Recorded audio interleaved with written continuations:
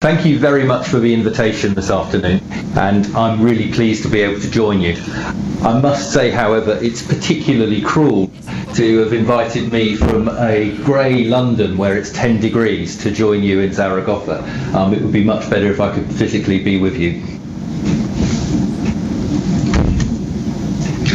I'm Steve Sparks. I'm the Associate Director for the field team within the National Institute for Health and Care Excellence. And what I wanted to talk to you about this afternoon is some of the background in relation to the way in which we produce our guidance within the National Institute for Health and Care Excellence. To spend a fair bit of time examining our implementation strategy and the way in which we prepare the audience to work with our guidelines, and then go on to consider the actual practical role that my field team has in helping people put our guidance into practice. I'll then conclude by just looking at some of the things which we do to try and help people work more effectively with NICE guidance. And we should have some time towards the end for you to ask any questions which you may have. If I could have my next slide now, that would be great. Thank you. Okay. Super. Okay, to go back to first principles around what NICE is here to do. We're here to identify the best clinical, public health and social care practice based upon the available evidence. We're very much an evidence-based institute, and our committees spend their time reviewing the national, UK-based and international evidence as to the most effective and cost-effective interventions. Now, as professionals working within health and social care, we all know that the speed at which medical technology is emerging is very challenging. And for individuals to remain up to speed with the new techniques, medicines and operations that can be performed can be very, very difficult. And our role is to help both patients and professionals understand what techniques and treatments may be most appropriate for their condition. Finally, before the creation of the National Institute for Health and Clinical Excellence, there was a situation within England where, depending upon where you lived, would very much change the medicines which were available for your treatment. And one of the prime reasons for the establishment of NICE in the first place was to try and ensure that there would be a consistent approach across the whole of England to the way in which people are treated. So we set out to achieve that through the provision of consistent guidance across the whole country. I think it would be fair to say that after 11 years we've made significant progress there, but it's still by no means perfect, and you will find examples for perhaps one of the most common ones is in relation to access to in vitro fertilization. Still varies depending upon where people live, regardless of the existence of NICE guidance. So those are some of the core principles around the establishment of NICE. If you could give me my next slide, please, I'll move on to talk about the principles which we use to develop our guidance.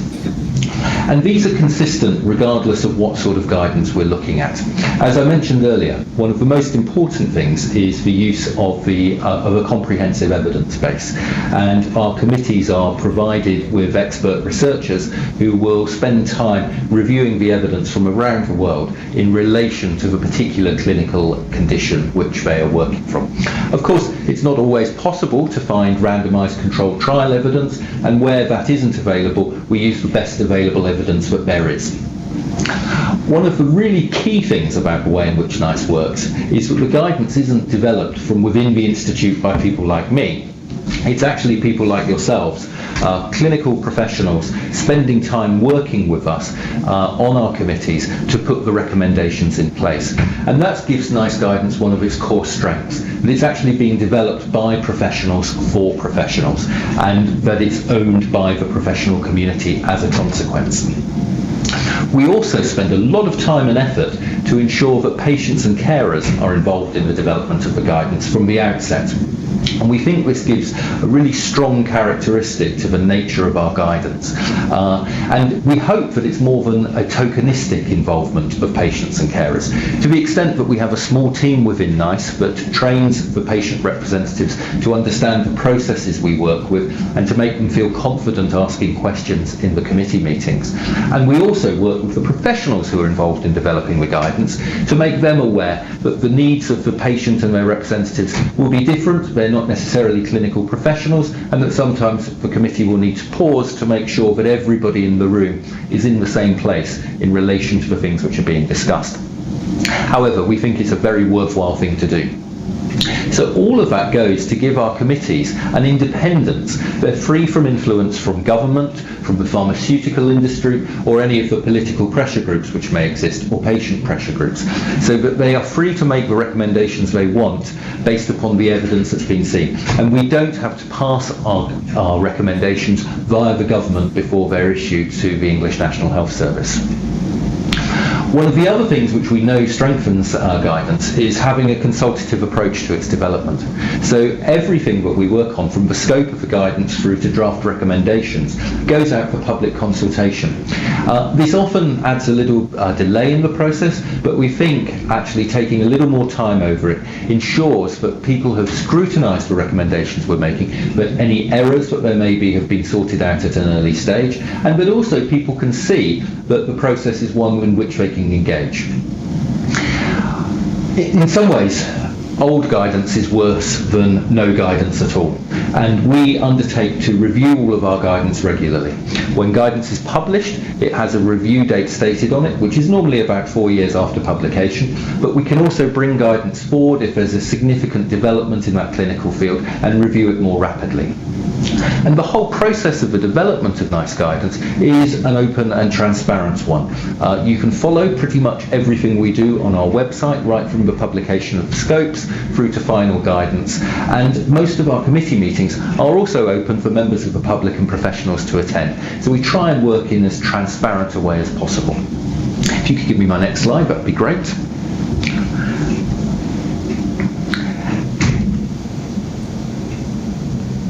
We produce guidance in a number of areas, and I just wanted to quickly run through the different types of guidance. This first one, which is up here, is our NICE technology appraisal guidance. This is where we're most often reviewing new drugs and medicines. The status of this guidance is very important to the NHS, in that once we have published guidance in relation to a new medicine, the NHS then has 3 months to make funding available for patients to receive that guidance, and that is a legal requirement. The second set of guidance, if you could click one forward please, is our clinical guidelines. These are in some ways the most comprehensive form of guidance that we produce, covering an entire clinical condition. The example you have here is tuberculosis, but going from diagnosis through to end-of-life care, often containing many dozens of recommendations. And they will also require different professional groups to work collaboratively to put the guidance in place. The third form of guidance which we produce is in relation to new surgical procedures and techniques. And in this case, we only look at the clinical efficacy of the new procedure. And it's our most numerous form of guidance. We've got over 300 pieces of interventional procedures guidance which we've developed. The fourth sort of guidance is in relation to public health.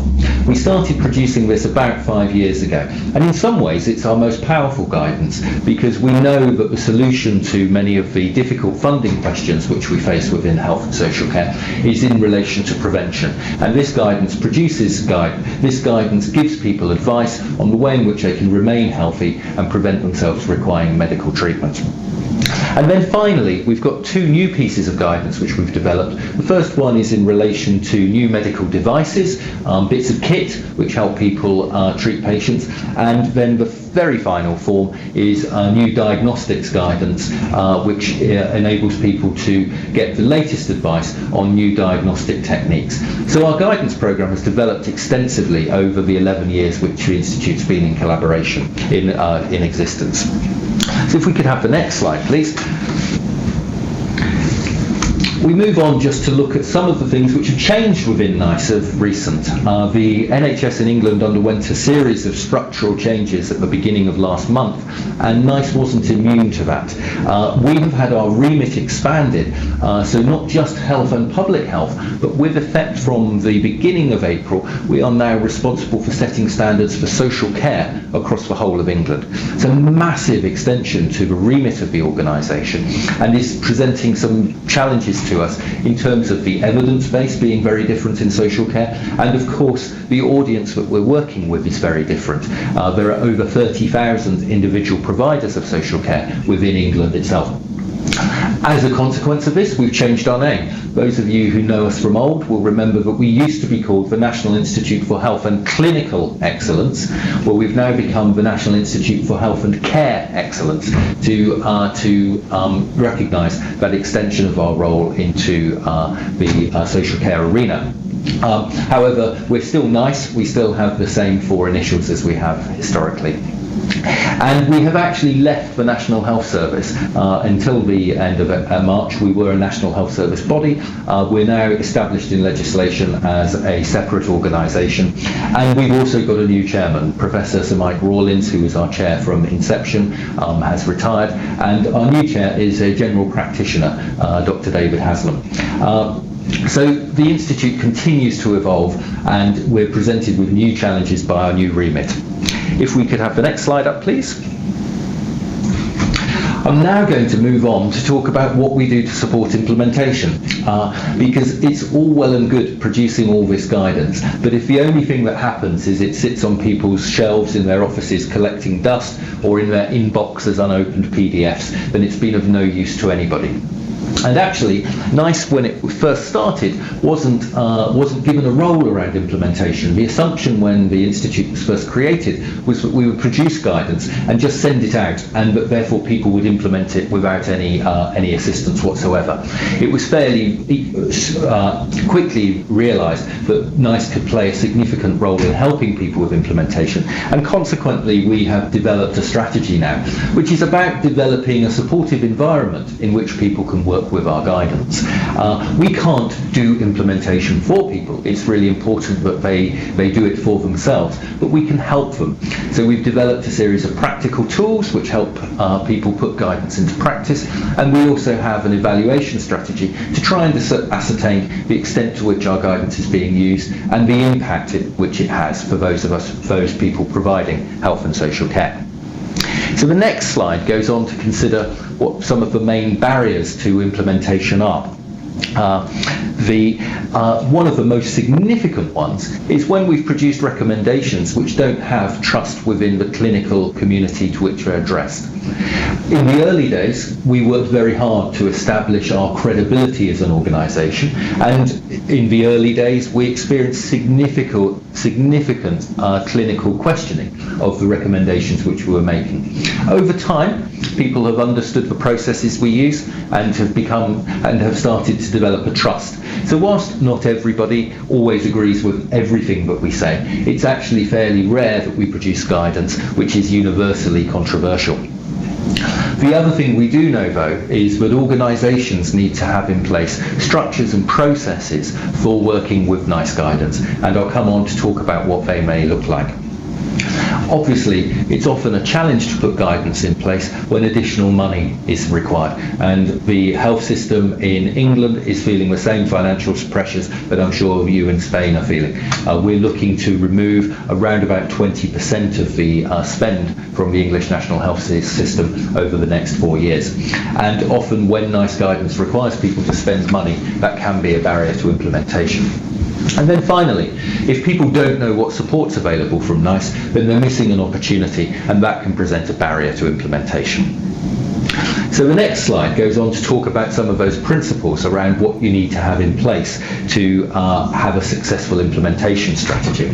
And we know that having support at the very top of the organisation, from the managerial and clinical leaders, is a really important characteristic of a successful approach to implementation. But leadership by itself isn't enough. That needs to be associated with clear structures and processes around the way in which new NICE guidance is worked with. And we suggest for major hospitals that they actually have somebody, and it's part of their role, that they're responsible for monitoring what guidance NICE is producing and making sure that the organisation responds to it in an appropriate fashion. We know that guidance is most successfully implemented when a wider clinical team is involved. And for some of the really big bits of guidance which have an impact across the whole organisation, we suggest that actually a group is put together which works on how the guidance should be put in practice. And that involves not just representatives from the clinical arenas, but also from the wider management role. And it's really important to have colleagues with financial responsibilities involved at this stage, because ensuring that the guys who've got control of the cash are involved in the process gives an opportunity to talk to them about what might need to happen to put the guidance in place. So that all of this needs to be pulled together in an organisation-wide policy for working with NICE clinical guidelines. And that needs to be agreed across the community and by the board of the organisation. The next slide goes on to look at the practical support which we have within NICE to help people work with the guidance. And for the last 7 years now, we've had a team of what we call implementation consultants working across England. There are 7 of us within England, and you can see from the map the geographical territories that we cover. And from the beginning of this year, we've had somebody covering Northern Ireland as well. Those of you who know the United Kingdom will recognise that there are 2 other countries, Scotland and Wales. Scotland and Wales have devolved government. I know in Spain you're used to the devolution of power to the regions. And in Scotland they have their own guidance producing body. Within Wales they take most of our guidance, and we're working closely with them to help implementation, but they don't have a dedicated role as yet. The team is made up of a variety of different individuals. My role historically before joining NICE, I worked in hospital management and also in the commissioning of healthcare as a payor, I guess is the easiest way to translate it. 2 of our colleagues are pharmacists from a pharmaceutical background. There's another hospital manager. One of our colleagues is from a social care background and has a PhD in social work. Another is a clinical psychologist. Historically, we've had nurses involved in our work. So it's a wide breadth of experience that comes into the team. Each of our colleagues is based in the territory in which they work, and we come together in London and Manchester a couple of times a month to share experience and develop our strategy. But their key role is to provide connectivity to the local area in which they're working. And the next slide goes on to talk about exactly what it is that we do.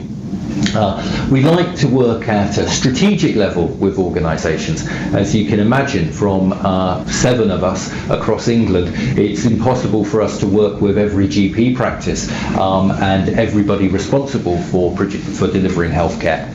So we try and work with medical directors in hospitals and senior managers in commissioning organisations to advise them on the sorts of structures and processes which they need in place to be able to work effectively with NICE guidance. We act as advocates for the practical support tools which NICE has, and we can help explain to people how they might be able to use those more effectively to put the guidance in place.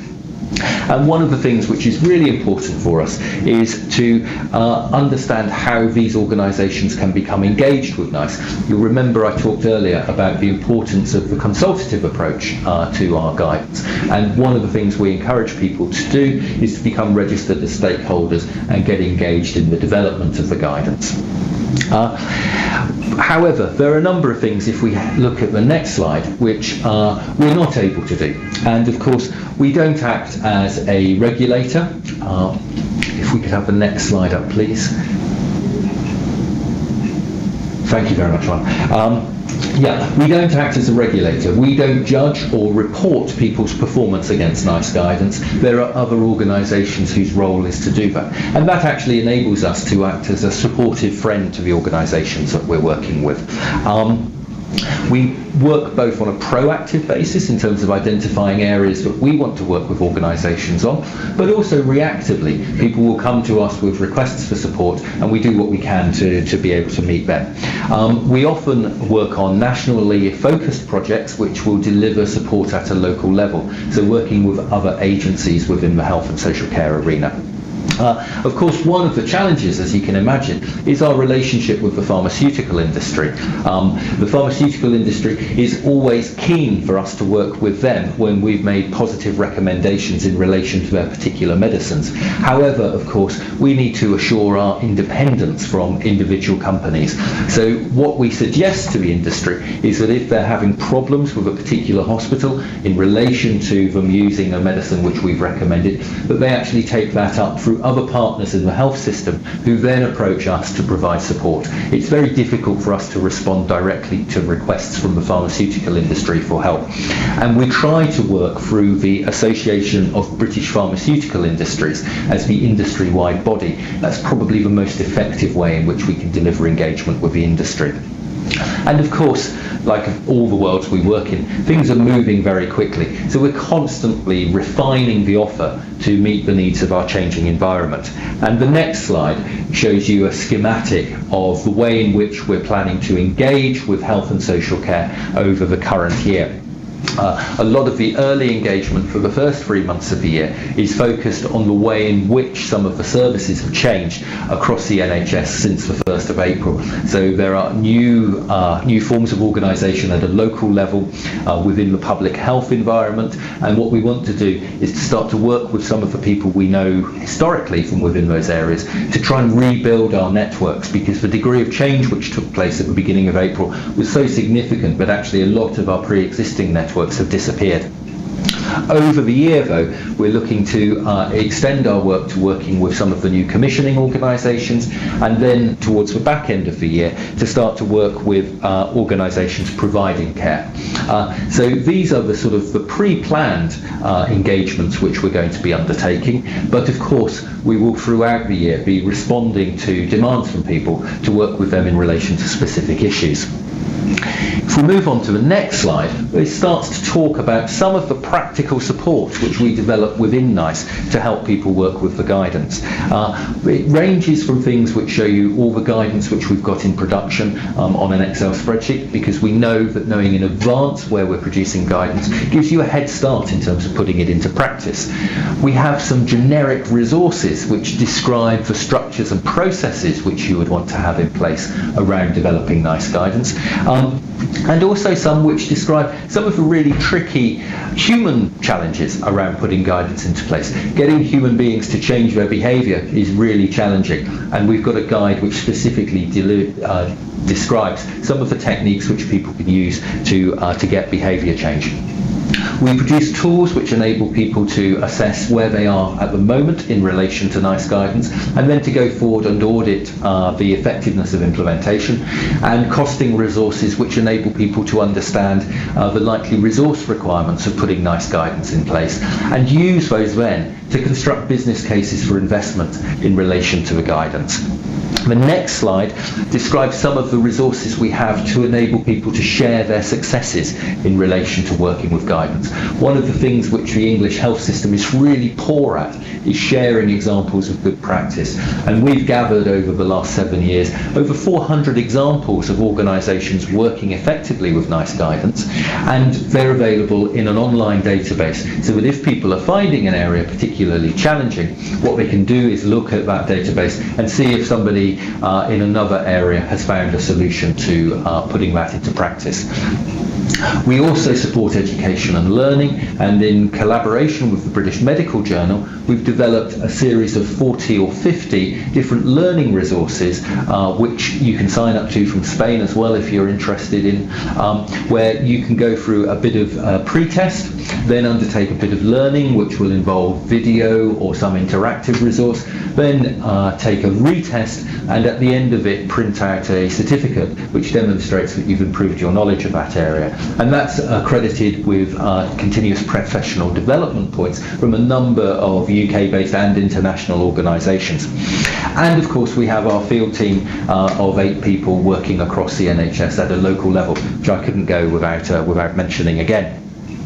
In relation to the field team, we've obviously got, and if you could pop the next slide up please, that would be great. We've obviously got some practical constraints around the way in which we work.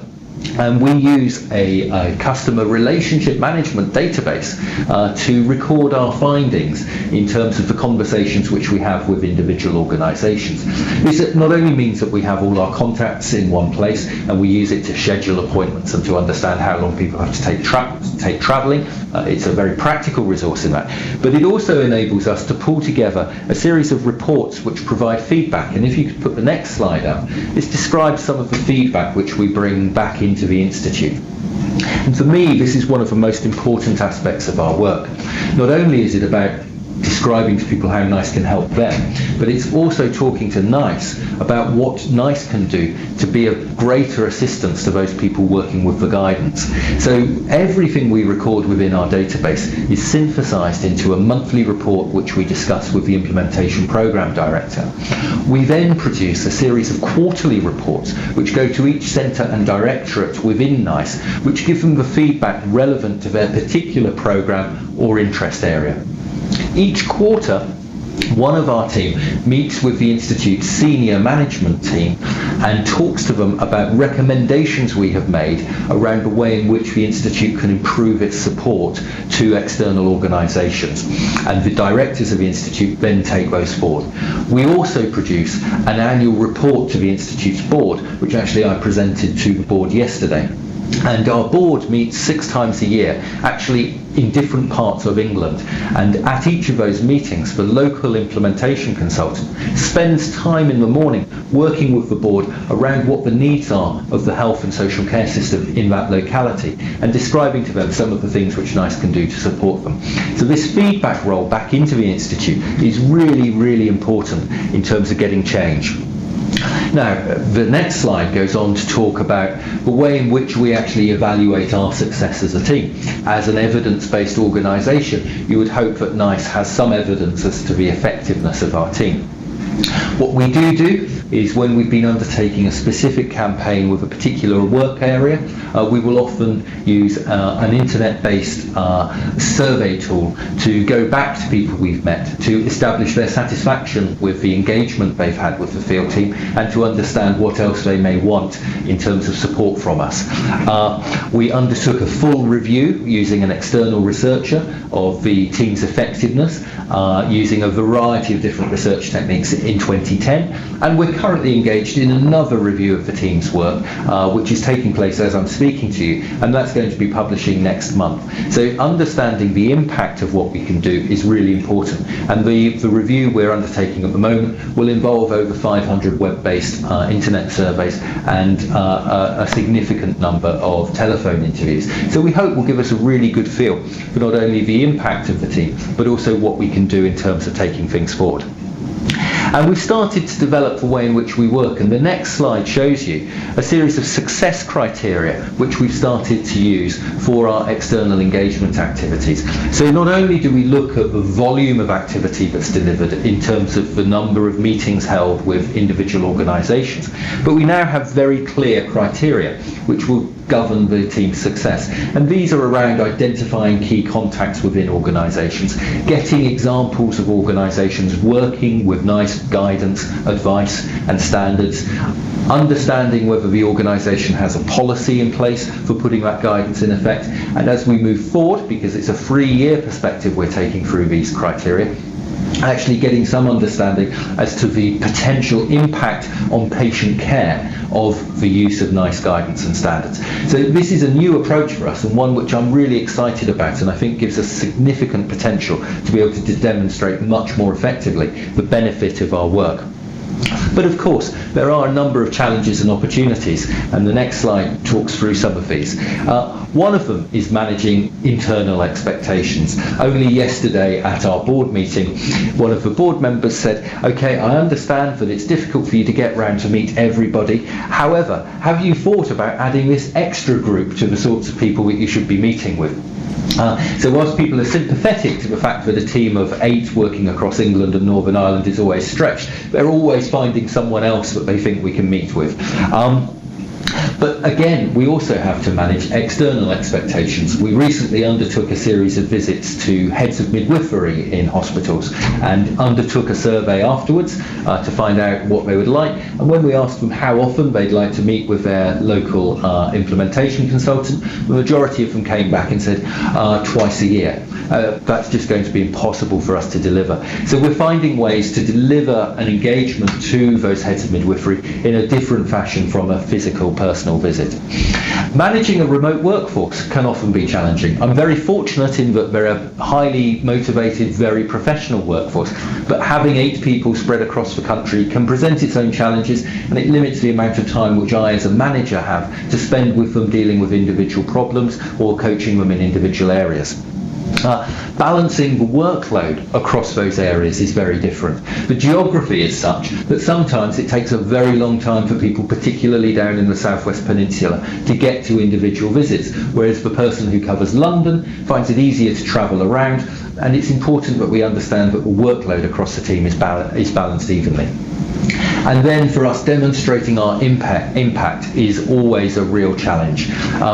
We would love to be able to say that as a consequence of visiting this organisation today, we've been able to see that this guidance is being used more effectively. But of course, there are so many different factors that can have an impact on whether guidance is taken up within an individual organisation. But it's very difficult for us to be able to demonstrate that a visit or an engagement from the field team was able to demonstrate that. So to conclude, I'd like to say that I hope that you've understood a little bit more of how we put our guidance together.